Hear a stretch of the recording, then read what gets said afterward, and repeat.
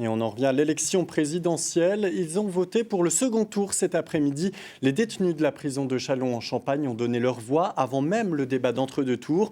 Une procédure par correspondance pour la première fois. Thomas Chama, Claudine Crène. C'est un bureau de vote en apparence tout à fait banal, à une seule exception. Ici, les électeurs sont des prisonniers. Nom, prénom et numéro d'école. Les 37 inscrits sur les listes électorales de la maison d'arrêt de Châlons-en-Champagne ont à cœur d'accomplir un geste citoyen. On a fait une erreur, c'est pas pour ça qu'on est déchu de nos droits de vote, quoi. Hein. Bon, c'est de l'alcool au volant, enfin bon, voilà, je me suis fait attraper, je suis là. Donc bon, après, ça m'empêche pas d'avoir des idées, et puis de travailler, et puis de payer les impôts, donc je me sens concerné, quoi.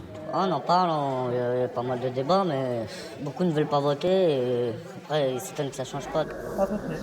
Pour s'y préparer au mieux, les détenus ont reçu dans leur cellule les professions de foi des candidats avant d'échanger avec le personnel pénitentiaire. Ils nous posent énormément de questions, ils sont demandeurs, donc on leur répond, on leur explique, on explique que c'est un acte citoyen. De cette façon-là, ils ne sont pas... la vie ne s'arrête pas aux portes de la prison, c'est un acte citoyen et ça les engage aussi pour l'avenir, pour la société.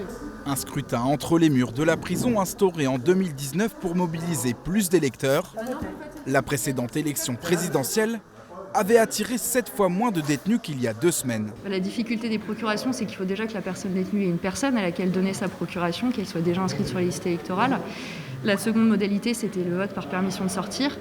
La difficulté, c'est que ça ne concerne que les personnes détenues qui sont condamnées et qui sont déjà à mi-peine. Donc le vote par correspondance permet de toucher un public beaucoup plus large, un public d'électeurs beaucoup plus important, puisque toutes les personnes de l'établissement sont concernées, à l'exception des personnes détenues étrangères ou qui ont été privées de leurs droits civiques. Les bulletins de vote vont désormais rejoindre ceux des autres prisons françaises au ministère de la Justice, avant d'être dépouillés dimanche soir.